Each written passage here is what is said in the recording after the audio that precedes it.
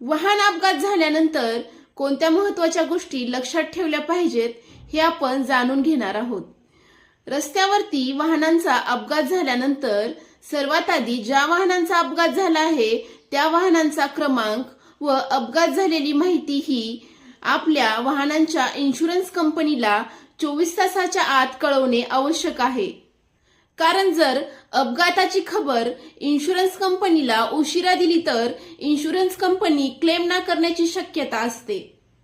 तसेच इन्शुरन्स मिळण्यासाठी पोलीस स्टेशनला अपघाताची फिर्याद दाखल करणे सर्वात महत्त्वाचे असते, कारण अपघाताची फिर्याद दाखल केलेली नसेल तर इन्शुरन्स क्लेम मिळत नाही।